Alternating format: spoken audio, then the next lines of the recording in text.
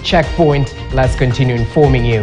Now, retired President Uhuru Kenyatta is expected to relinquish his position as a Jubilee party leader in less than a month's time if he's to get his retirement benefits 6 months after retiring.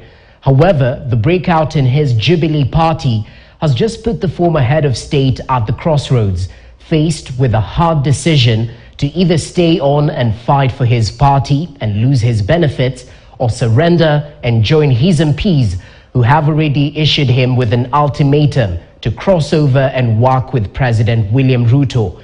KTN's political affairs reporter Emmanuel Tor explains Uhuru's dilemma as the simmering coup in the Jubilee party continues to steal the headlines. It has been an internal battle that is slowly spilling over to a full-blown war in the Jubilee party, as two factions of the former ruling party lock horns in one of the two familiar party coups, pitting two camps, one led by the East African Legislative Assembly MP Kanini Kega, who has led a team of 30 Jubilee MPs to President William Ruto's camp, and another steered by the embattled Jubilee Party Secretary General Jeremiah Kioni, who against all odds is seen to be the last man standing, fighting it alone with the help of the other Azimio la Umoja One Kenya principles to retain the party from the invisible hand of President William Ruto. Wale wako na bei waende sokoni iko pale State House. And you can always go to State House with a placard saying, I am worth this amount of money. They will give you the money. In an attempted party coup that was halted by the political party's dispute tribunal, the Kega team overhauled the leadership of the party, axing Kioni and the party vice chair David Morathe, but only spared the party leader Uhuru Kenyatta. Reports indicate the team has fired a warning shot at their party boss, giving him an ultimatum to cross over to Kenya Kwanza or face the same consequences that befell his foot soldiers. Kenyatta has, however, maintained his staying put in Azimio. Hata kama nimewacha siasa active, mimi bado ni mfuasi wa nani?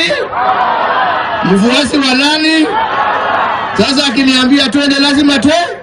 It is this situation, compounded by the constitutional timelines for a retired head of state to hold a political office 6 months after retirement, that puts the son of Jomo on a tight spot, with tough decisions set to be made. Section 6(1) of the Presidential Retirement Benefits Act requires a retired president to step down from any political party not more than 6 months after leaving the presidency.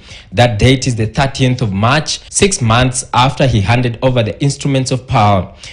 The party leader, who is former president, President Uhuru Kenyatta, seems to be hands-off. People are like wondering, could it be, maybe, just maybe, could it be that Uhuru was not with Raila? And these are some of the signs. You know, however well hidden a secret, there comes a time when bubbles begin to play out and you can perhaps see. Political pundits now argue the former head of state needs to be hands-on and make a decision before the party slips through his fingers. The party leader, who is former president, President Uhuru Kenyatta, seems to be hands-off. People are like wondering, could it be, maybe, just maybe, could it be that Uhuru was not with Raila? And these are some of the signs. You know, however well hidden a secret, there comes a time when bubbles begin to play out and you can perhaps see. Kenyatta has kept a relatively low profile after his retirement, only showing up when his family came under sharp focus for allegation of tax evasion. Acha wapige mdomo. Hiyo ni dunia. Sisi tunaendelea na yetu. Even when Ford Kenya almost left to Wetangula's hands, he put up a fight. So what we are finding odd is that somebody can be trying to stage a coup, actually not trying, staging a coup in Jubilee without a fight from Uhuru Kenyatta. Let's hope perhaps he has a better way of dealing with it.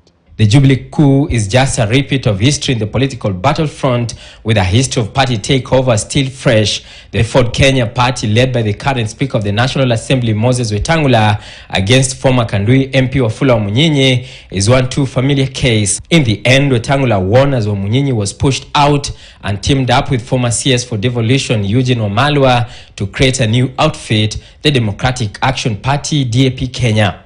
Emmanuel Tor.